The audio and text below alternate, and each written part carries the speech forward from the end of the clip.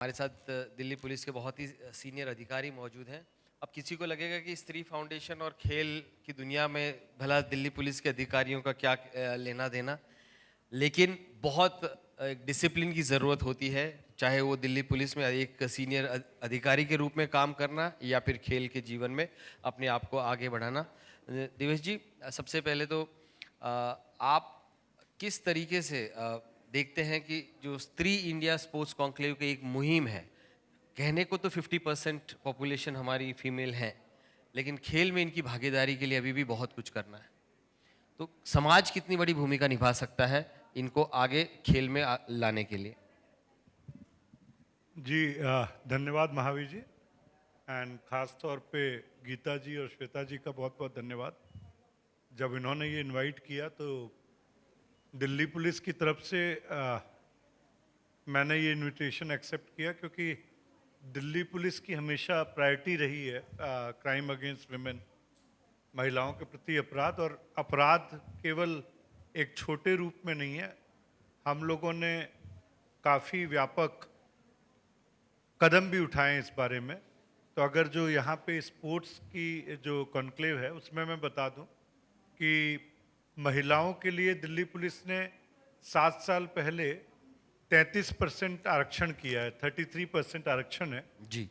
तो हर जितनी अभी जो हमारे पुलिस बल है उसमें आज की डेट में महिलाओं की भागीदारी लगभग 17% है।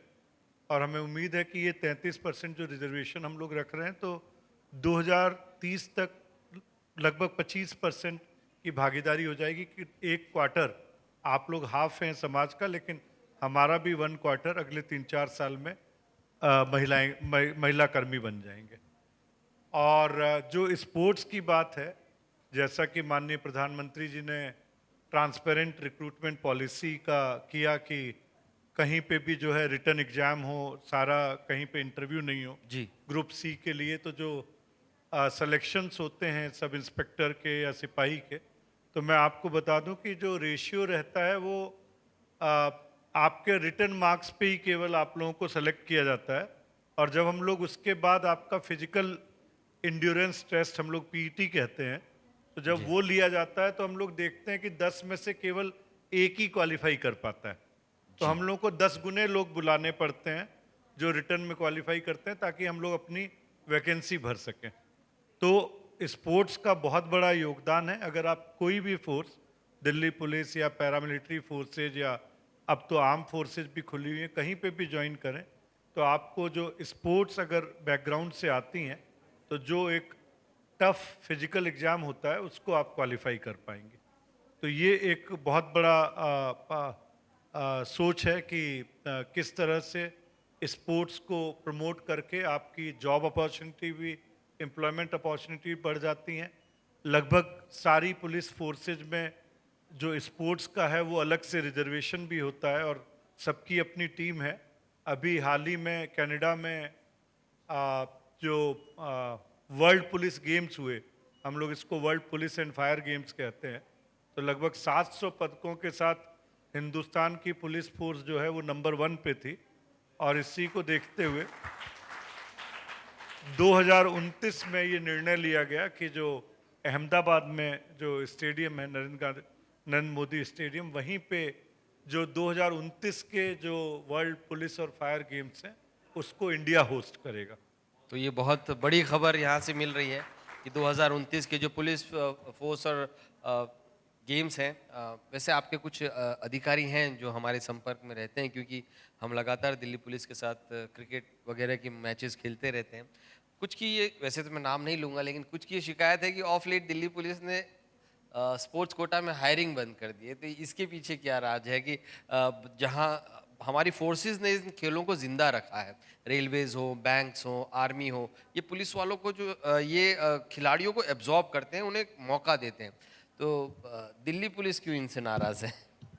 नहीं, ऐसी बात नहीं है, ये नीतिगत निर्णय है, तो निश्चय ही इस पे विचार किया जाएगा। अभी जो ऑल इंडिया पुलिस गेम्स होते हैं उसमें जी। जी। क्रिकेट का समावेश किया गया। और मुझे बताते हुए बड़ी खुशी है कि महावीर जी भी क्रिकेट खेलते हैं, तो अभी हमारी दिल्ली पुलिस की क्रिकेट टीम ने जी। फाइनल में यूपी को हरा के ऑल इंडिया ट्रॉफी जीती और ऑल इंडिया पुलिस चैंपियन बनी क्रिकेट में। तो हमारे स्पोर्ट्स पर्सन हैं इस world police and fire games में भी गए थे।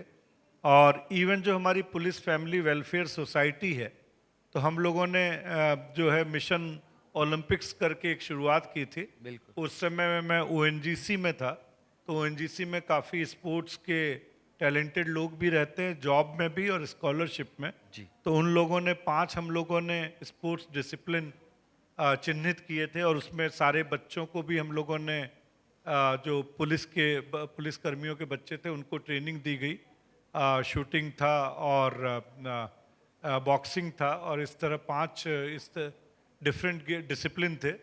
तो इसको न केवल पुलिस कर्मियों में बल्कि पुलिस की फैमिलीज में, पुलिस के बच्चों में भी दिल्ली पुलिस पूरा प्रोत्साहन इस खेल को दे रही है। नॉर्थ ईस्ट में भी आप ने समय गुजारा। एक तो पहले आप वहाँ का जो रवैया है खेलों के प्रति, जीवन के प्रति, उस पर थोड़ी रोशनी डालें, और वहाँ खेल कितने बड़े बदलाव का जरिया बने हैं समाज में, उसको भी ज़रा हमारे जो लोग बैठे हैं उन तक पहुँचाएं। जी, बड़ा सब्जेक्ट जो आपने चुना बड़ा क्लोज टू माय हार्ट है, क्योंकि जब मैंने नॉर्थ ईस्ट में, और मैं लगभग 5.5 साल रहा हूँ, 5.5-6 साल मिजोरम, अरुणाचल, तो वहाँ पे स्पोर्ट्स और कल्चर जो है वो ज़िंदगी का बहुत अहम हिस्सा है। और चाहे पेरेंट्स हों, चाहे यूथ हों, और चाहे बुजुर्ग हों, कि वहाँ पे देखने वालों की भी कमी नहीं है, खेलने वालों की भी कमी नहीं है, और प्रोत्साहन करने वालों की भी कमी नहीं है। तो मैं जब अरुणाचल में था, तो जो आपने बताया कि मैं डीआईजी हेडक्वार्टर्स था उस समय पे, तो मैंने तुरंत स्पोर्ट्स कोटा का देखा कि 2.5% के हिसाब से कितना बनता है, और तुरंत आनन फानन में मैंने अरुणाचल पुलिस में ये स्पोर्ट्स की भर्ती की। जी। और फिर मिजोरम पुलिस में भी हमारे जो स्पोर्ट्स के थे, मिजोरम बहुत छोटा सा स्टेट है, 16 लाख की आबादी का स्टेट है, और आप विश्वास करेंगे कि मैं वहाँ डीजीपी था, 16 महीने रहा, और मैंने प्रोत्साहित किया इन्हें।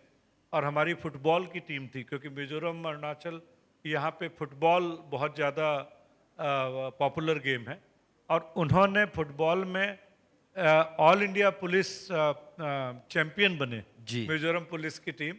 और बीएसएफ को हराया, असम राइफल्स को हराया। और जब वो वापस आए तो हमने उनका ऐसे ही वेलकम किया जैसे पूरे आइजॉल शहर में उनका जुलूस बना के हमने घुमाया, और पूरे स्टेडियम में उनको सम्मानित किया गया। तो जो नॉर्थ ईस्ट का जो हिस्सा है हमारे देश का, आप देखेंगे कि वो लोग, चूँकि टफ लाइफ होती है, तो फिजिकली भी काफ़ी वेल बिल्ट होते हैं, इंड्योरेंस काफ़ी अच्छा होता है उनका, और एक लगन होती है, डिसिप्लिन है। तो वहाँ पे जो गेम्स के हैं, और ख़ास तौर पे अगर आप हॉकी देखें, फुटबॉल देखें, मार्शल आर्ट्स के गेम देखें, जो रेसलिंग देखें, और जो भी गेम वो लोग अगर अडॉप्ट करते हैं, तो चूँकि उनकी वो अडेप्टेबिलिटी है, उनकी वो पैशन है, और उनका जो रवैया है खेलों के लिए, तो वो हमेशा एक्सेल करते हैं। तो और आज कोई भी डिसिप्लिन लें, उसमें ज़्यादा से ज़्यादा आप लोग काफ़ी मात्रा में लोग देखेंगे कि नॉर्थ ईस्ट इंडिया के लोग वहाँ पे हैं। जी बिल्कुल। और नॉर्थ ईस्ट में एक कल्चर है स्पोर्ट्स का, म्यूज़िक का, जीवन जीने का, बिल्कुल अलग है। और वहाँ जो एक बार जाता है वो, जैसे मोदी जी की एक जो पॉलिसी है कि लुक ईस्ट, वो लुक ईस्ट में they can't stop but loving that part of the nation. अब क्योंकि हमारे बीच और गणमान्य व्यक्ति हैं, एक आखिरी सवाल कि खेल और पुलिस दोनों में जो डिसिप्लिन और क्वालिटीज़ हैं, वो क्या समानताएं हैं उनकी, और खेल एक बेहतर अधिकारी कैसे बनाता देखिए, जो कॉमरेडरी है और जो स्पोर्ट्समैन स्पिरिट है, ये पुलिस से, और जो इंड्योरेंस है, क्योंकि आपके बड़े इरेगुलर ड्यूटी आवर्स होते हैं, तो इंड्योरेंस आपके पास चाहिए, कॉमरेडरी चाहिए। आप एक टीम का हिस्सा होते हैं, कभी आप अकेले में काम नहीं करते हैं, तो उसके लिए आपको दूसरे को सीखना, उसकी क्या स्वॉट एनालिसिस जो हम लोग कहते हैं कि क्या स्ट्रेंथ और वीकनेस है उसकी, तो एक अपनी टीम मेंबर्स को देखना कि कहाँ पे कौन आदमी किस तरह से फिट होगा, क्या हम लोग उससे ड्यूटी करवा पाएंगे। और तीसरा जो स्पोर्ट्समैन स्पिरिट है, जो कि हमेशा चीयरफुल रहने की है, कि आप किसी भी परिस्थिति से घबराते नहीं हैं, विषम परिस्थितियां आती हैं, बड़े ऐसे मौके आते हैं जहां पे आपको बड़ा क्विक डिसीजन लेना होता है। और लास्टली जो है डिसिप्लिन, तो वो भी एक बहुत बड़ी चीज़ है कि चाहे आप खेल की दुनिया देखें, चाहे यूनिफॉर्म की दुनिया देखें, यहाँ डिसिप्लिन बहुत मैटर करता है। फिर अगर आपको कहा जाए इनिशिएटिव लेना, लीडरशिप रोल्स, तो जितने जो आपके चीज़ें आप स्पोर्ट्स से हासिल करते हैं वो आप देखते हैं कि वही कॉमनैलिटी है किसी भी यूनिफॉर्म फोर्स में। तो मैं ये समझता हूँ कि जो पुलिस है और स्पोर्ट्स है ये दोनों साथ साथ जाते हैं। इनफैक्ट अभी अगर दिल्ली पुलिस की बात करें तो 9 लाख जो लड़कियां और महिलाएं हैं, और महिलाएं मैं बताऊंगा कि 70-75 साल तक की महिलाएं हैं जिनको हमने सेल्फ डिफेंस की ट्रेनिंग दी। तो ये भी एक लिम्का बुक ऑफ रिकॉर्ड्स की एक बात है कि इतनी संख्या में सेल्फ डिफेंस ट्रेनिंग की किसी भी पुलिस फोर्स ने नहीं दी। तो इसका भी ये था कि हौसला बढ़ाना, एक माइंडसेट चेंज करना। फिर हम लोग स्कूलों में जाते हैं, गुड टच बैड टच की बात करते हैं कि बच्चियों को समझाना। लेकिन अब हमने महिलाओं के लिए अपराध में एक नई रणनीति बनाई है कि ये महिलाओं का ही काम नहीं है कि गुड टच और बैड टच को पहचाने, बल्कि बच्चों को ये ट्रेनिंग देनी चाहिए, मेल बच्चों को, कि कैसे ठीक से महिला से बिहेवियर करना चाहिए और क्या करना चाहिए या नहीं करना चाहिए। तो आजकल हम लोग जो मेल स्टूडेंट्स पे हैं उन पे भी फोकस करते हैं कि what is the right way to behave with the women. इसके अलावा अगर आप देखें हमारे कई प्रोग्राम हैं, कम्युनिटी पुलिसिंग, एक हमने परिवर्तन एक कार्यक्रम किया था, international association for chief of police है, उसमें इसको वर्ल्ड लेवल पे अवार्ड भी मिला था, जिसमें हम लोगों ने जो स्लम या क्लस्टर या लोअर इकोनॉमिक क्लास स्टाटा जो था उसकी महिलाओं को और बच्चियों को चुना और उनको ट्रेनिंग दी, उनको एम्पावर किया। तो उससे जो काफ़ी परिवर्तन आया और इस स्कीम का नाम ही हमने परिवर्तन रखा था। फिर स्कूली बच्चों के लिए हमने निडर किया, निर्भीक किया, ताकि वो लोग बिना डरे, बिना घबराए अपनी शिकायत दे सकें। तो पूरा फोकस जो है वो हमारा ये रहा कि कैसे अपराध कम करना एक बहुत छोटा हिस्सा है, जो एक बड़ा हिस्सा है कि महिलाएं कैसे एम्पावर हों, कैसे सोसाइटी का माइंडसेट चेंज हो। अभी जैसे हमने एक शिष्टाचार स्क्वाड बनाई अभी 3-4 महीने पहले, कि पब्लिक प्लेसेज या बसों में बस स्टैंड हुए, रेलवे स्टेशन है, और जहाँ पार्क हैं, कि वहाँ पे महिला पुलिसकर्मी और पुलिसकर्मी जो है पुरुष पुलिसकर्मी ये सादे कपड़ों में रहेंगे, यूनिफॉर्म में रहेंगे, ताकि अगर कोई गलत तत्व आते हैं तो उनको पकड़ सकें और उन पे कानूनी कार्रवाई कर सकें। फिर बसों में इनकॉग्निटो ट्रैवल करना, चाहे हम लोग सीनियर ऑफिसर भी हैं, हम लोग भी ट्रैवल करते हैं ताकि इन चीज़ों का ध्यान रख सकें। तो एक जो माहौल है, एक हमारी देश की जो राजधानी है, हमारा ये लक्ष्य रहेगा कि महिलाएं अपनी को पूरा सुरक्षित महसूस करें। और जो अभी माननीय मुख्यमंत्री महोदय ने भी कहा कि वो इसको स्पोर्ट्स कैपिटल भी बनाना चाहती हैं, तो हम अपने एक ओलंपिक की भी तरफ बढ़ रहे हैं कि 2036 को हम लोग ओलंपिक होस्ट करना चाह रहे हैं। तो मैं ये चाहूँगा कि दिल्ली का एक ऐसा माहौल बने और उसमें दिल्ली पुलिस काफ़ी एक सक्रिय भूमिका निभाए, ताकि ज़्यादा से ज़्यादा महिलाएं स्पोर्ट्स की तरफ आ सकें। जी बिल्कुल, बहुत बहुत धन्यवाद इन तमाम प्रोग्राम्स दिल्ली पुलिस के हम तक पहुंचाने के लिए, क्योंकि खेल तभी संभव है।